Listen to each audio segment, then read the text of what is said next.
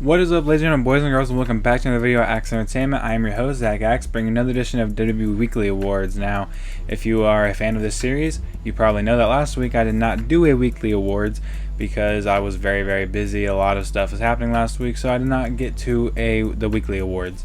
So instead what we're going to do is this week we're going to give out the last week's Weekly Awards first, then we're going to give out this week's Weekly Awards, and we're going to do a big old topic session at the end. Still, it's honestly not that many topics, still about as many as a regular video, but we're going to talk about both weeks. We're going to give both to you in this video, so if you're interested in this week and not last week, you can skip forward to that part, or if you want to see the topics, go to the end. This is going to be from 10-6 to 10-10, and then 10-13 to 10-17. So let's start with the 10-6 to 10-10.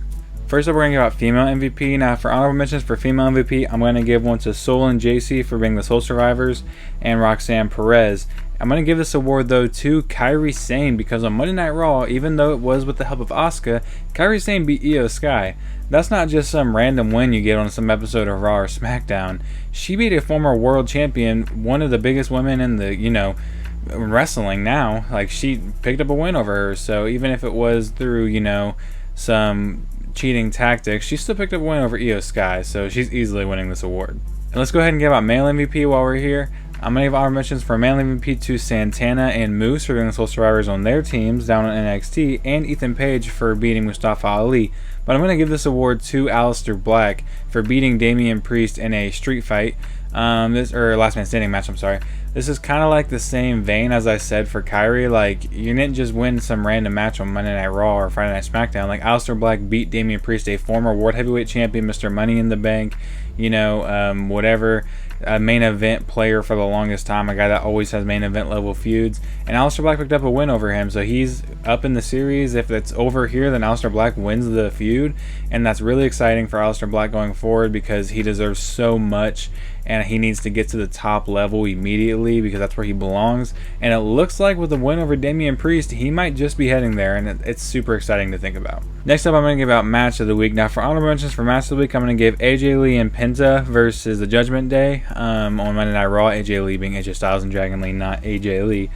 And then the men's 4-on-4 on NXT. Now, Damian Priest versus Aleister Black was so good, and it was so close to winning this award, but I could not give it the win over All Ego Ethan Page versus Mustafa Ali on NXT. This match was so good, so clean, such great selling from both of them, such great moves from both of them. These two looked spectacular in this NXT North American title match, and everything down to the finish was perfect. This match, like I said, was absolutely perfect. It had a story without having a lot of build. It had a story to it with Mustafa Ali having the title opportunity that he's never given to him for all these years. He finally gets it, and then they have an absolutely stellar match, and then it ends with Mustafa Ali getting his leg caught on the wire, and that just led friggin' Ethan Page just pushing him out of the ring, pushing him off of the turnbuckle. He hit so hard, and like there were so many big sells, big moves hit on Mustafa Ali. I feel really bad for him, but he made it look spectacular. But he pushed him out of the ring, pulls him back in, twisted grin, and picks up the win. This match easily, I don't want to say easily because Aleister versus Priest was very close to it, but this match still, I'd say, easily wins this award. Next up, I'm going to give out Team of the Week. For honorable mentions for Team of the Week, I'm going to give it to AJ Lee and Penta, LA and Punk, the Wyatt Six, and then Tiffany and Stephanie. But I'm going to give this award to, if you guys know how weekly awards works, if you win a championship, you are most likely going to win that award unless somebody else either wins a championship also or just has a way better performance than you. But no one did, and of course it's really weird that a TNA team is winning this award, but it's going to go to the Hardy Boys because the Hardy Boys beat Dark State to become the TNA and NXT Tag Team Champions. Now, this match wasn't great, don't get me wrong. I don't think it was anything spectacular. I think there's a lot of mess ups, especially when Cyrus went for a leg drop on Jeff, who had just sat up, and he went for the leg drop and he missed, and then Jeff sold anyways. So this match was definitely not perfect, but the match has nothing to do with it. We're giving this award to the Hardy Boys because they picked up the NXT Tag Team Championships over Dark State. I don't think they're going to hold them for very long. I think this was just one of those, we took all your titles, we're going to give you some of our titles, but we're going to give you these titles instead. And Dark State will probably be winning it back this week on NXT because they have the rematch. Final award is Promo of the Week. Final mention for Promo of the Week, I'm going to give to Cody Rhodes for his promo on Smackdown.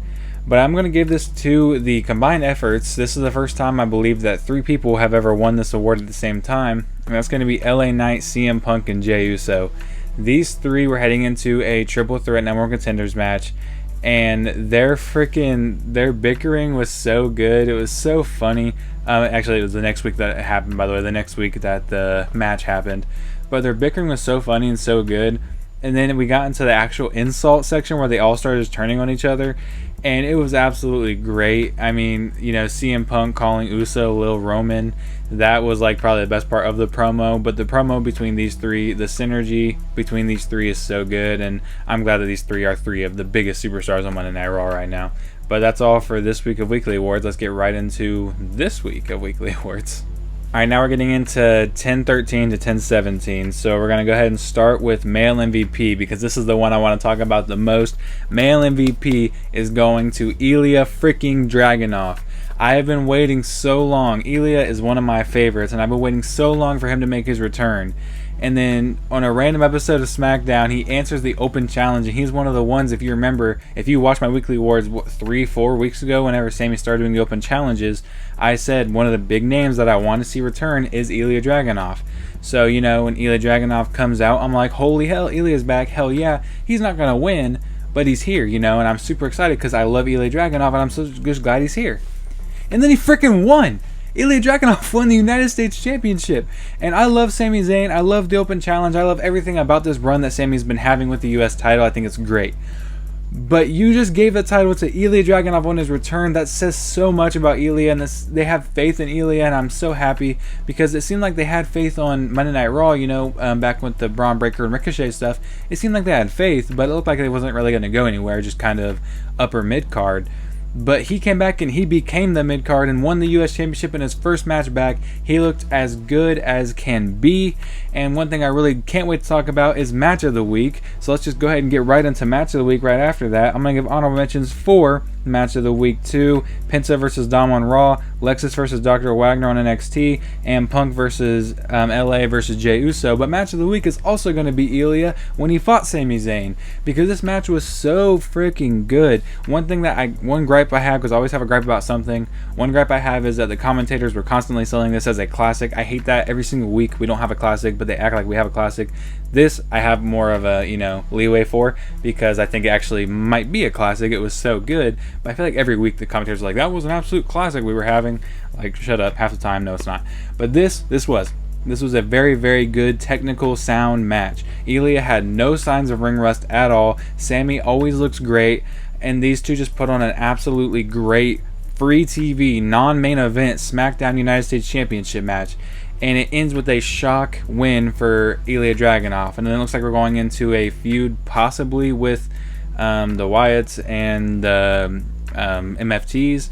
I don't know if maybe we're going to have a three-way War Games. That'd be kind of my guess at this point, between three teams, you know, Team Sami, MFTs, and Wyatt 6. But no matter what we go into, I'm just super excited. Ilja Dragunov's back. Ilja Dragunov is the United States Champion. I wish a lot of different guys like Alistair or Rusev would get this treatment on their comeback. But hey, don't even get me started on them. I just want to talk about Ilja, how good Ilja is, and I'm so glad that they recognized it and gave him the U.S. title as soon as he came back. I was really hyped for that one, huh? But let's go ahead and get into Team of the Week. Now, for Team of the Week's honorable mentions, I'm going to give one to Bayley and Lyra, and I'm going to give one to Motor City Machine Guns, who just had their year anniversary. Isn't that crazy that Motor City Machine Guns have been in WWE for 1 year? It feels like they just showed up like last week. Absolutely crazy stuff. But I'm going to give this award to the We're Not Friends. I think that's what they're calling each other, Bliss and Flair. For picking up a huge win on SmackDown. They retained their tag team championships against Zaruka, and I really like that they're defending these titles more often and or having kind of feuds with it. I don't know if I'd really call this a feud, but at the same time, I mean, they set this up on NXT, they set this up on SmackDown for a couple weeks, and then we got into the match. So I mean, I'd call it a feud. And it's like the first feud we've seen for these tag team titles in a while. And Zaruka, I think, maybe a little bit more under pressure on the main roster, did not live up to as much as I was hoping they did. They messed up a couple times, and that's something you never see from Zaruka. These two, Zarya and Sulruka, are two of the most fluent NXT women's wrestlers that you have. Sulruka is my favorite, and they're absolutely amazing. I just think there was some nerves there, so they were messing up a little bit more than often. But overall, I thought that match was pretty solid. And then, of course, We're Not Friends pick up a win over Zaruka, and it looks like we're going to continue the whole Zaruka's going to split up eventually thing that we kind of got going on here. Next award I'm going to give out is Female MVP. Now, for honorable mentions for Female MVP, I'm going to give one to Rhea and one to Blake Monroe for their wins respectively, but I'm going to give this award to an NXT female and Tatum Paxley. Now, Tatum Paxley on this week of NXT was able to outlast 19 other women and pick up an NXT Women's Championship shot in a Battle Royal. Of course, she really didn't have the best showing, I don't think she got a single elimination. If she did, maybe I missed it. And then it ends with Izzy Dame clotheslining Jordan Grace out over Tatum Paxley, which gave Tatum Paxley the win. But any way you want to slice it, Tatum Paxley is still the number one contender for the NXT Women's Championship. Tatum Paxley is still on a crash course towards a championship, and she won a Battle Royal that consisted of 19 other women, so I feel like she was a pretty easy choice to win this award. Final award I'm going to give out is Promo of the Week. Now, for honorable mention for Promo of the Week, I'm going to give one to Seth Rollins on Monday Night Raw. His promo, he actually had two, one before big event that we're going to talk about in the discussion period, but and then one before that at the beginning of the show. He had some pretty good promos, but I am going to give this award to Ricky Saints. Ricky Saints just is so good on the microphone. Like, he is very, very good at displaying emotion and coming across as intimidating, and like, he meshes his words so perfectly together. He's so good on the microphone, and he just continues to show it. He's already won this award. I think maybe 2 weeks ago he was the Promo of the Week winner before his match with Oba, and this week he's winning it again for his promo towards Trick Williams on NXT. Alright, let's get into the topics. We only have a couple topics still, like I said, but let's go ahead and get right into them.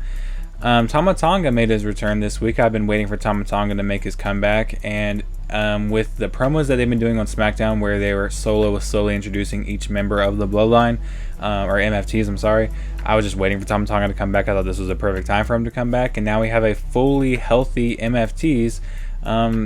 Yeah, I guess that's exciting if you're an MFT fan. Me, not so much, but hey, maybe they'll put on some good stuff.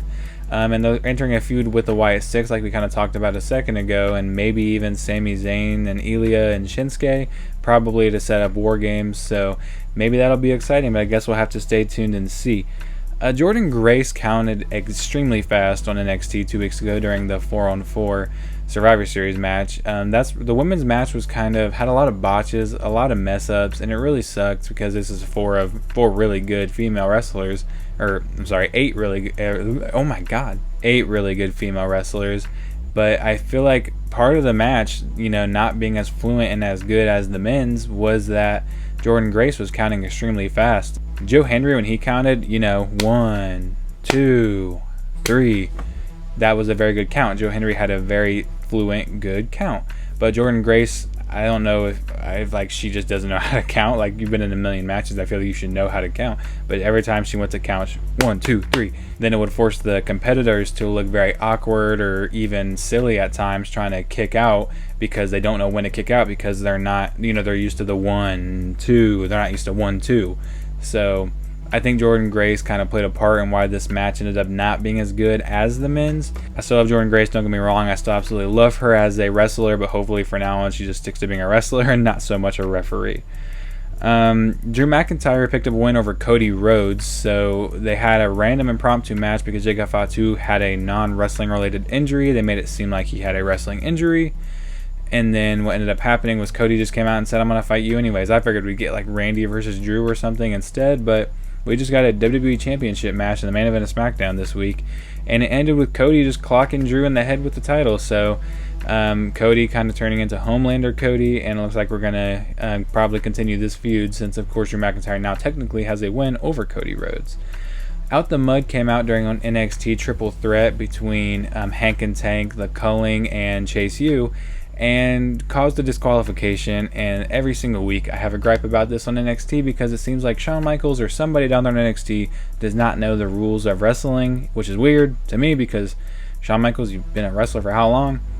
And he's my second favorite wrestler of all time, so I don't even want to sit here and crap on him, but I'm going to, because like, how do you cause a disqualification in a triple threat match? There's triple threat, even if it's not, it's team triple threat, but it's still a triple threat match. There's no DQs in triple threat matches, no matter what the amount of people on the teams are. So Out the Mud coming out to, beat up everybody should not have caused a DQ because it was a triple threat. There's no DQ in the first place. But that is going to lead into the last thing in the video, which is the big thing of the video, and that is that Seth Rollins got kicked out of the Division. Now this is crazy. This is completely out of left field because the way they were setting up Seth versus Cody, it felt like they were setting it up so that Seth could win and impress the Division and continue, everything. But then when he started his promo and he said, I don't need Braun Breaker, I don't need Bronson Reed, I don't need Paul Heyman, it kind of felt like we were leading into something, but I still didn't see this happening. We got to the main event spot, and then after Seth was done talking, Braun Breaker just speared him. And Braun Breaker looked at Bronson Reed, said, make your choice. He made his choice and tsunami'd Seth Rollins. And then Paul Heyman made his choice and stuck with him. Now, do I think this is a good move? Honestly, I think, yeah, it is a good move because I think Bronson Reed and Braun Breaker right now need Paul Heyman a lot more than Seth Rollins. So I feel like it makes sense that, he can have his sole focus on those two instead of Seth Rollins, especially the voice for Braun Breaker. I think Bronson Reed's pretty good on the mic, but Braun Breaker definitely needs a voice, and his voice and his promo skills are not the best, so having someone like Paul Heyman is really good for him. Seth does not need that. Seth is one of the best talkers on the microphone in WWE right now. And it looks like we're going to go into a feud here soon with Seth Rollins versus Braun Breaker, which is really exciting. I just thought we were going to save this for WrestleMania probably. Maybe in 2 years, honestly. I thought this group was going to be a long time going, introducing new members, like maybe an Austin Theory or whoever joining the group. But it looks like instead we're just kicking out Seth Rollins and starting a feud with these two. Now I'm not saying they could still bring other people in. Maybe this group is more for Braun Breaker than Seth Rollins because when they made the group we were all looking at it to be Seth Rollins' group. But maybe they were making this group for Seth Rollins, for Braun Breaker, so they can push Braun Breaker even more. Kind of like how the Spirit Squad was made for Kenny Dykstra to look good afterwards. Maybe they made this group so that Braun Breaker could look good afterwards, since we know Seth Rollins already has looked good over 10 plus years. So where we go from here, I'm guessing, is just a feud probably between them. I really hope Bronson Reed doesn't get pushed down into being Braun Breaker's. I don't want to say it like that, but I think it could very well happen to where Bronson Reed becomes like the semi-boss to Braun Breaker's, mega boss. So you have to go through Bronson Reed to get to Braun Breaker, kind of like how Solo or the Usos used to be for Roman. I really don't want that to happen because I think Bronson Reed, in all honesty, is more main event ready than Braun Breaker. I think Bronson Reed is better in the ring a little bit, and he's way better on the microphone. So I think that he's more main event ready right now. But we're just going to keep watching and see what happens. Raw's on tomorrow, so we'll get to see what happens there. If you did enjoy this video, I appreciate you guys being patient. First of all, I appreciate you guys being patient with me. I'm trying to get these weekly awards out. It's just been a hectic week.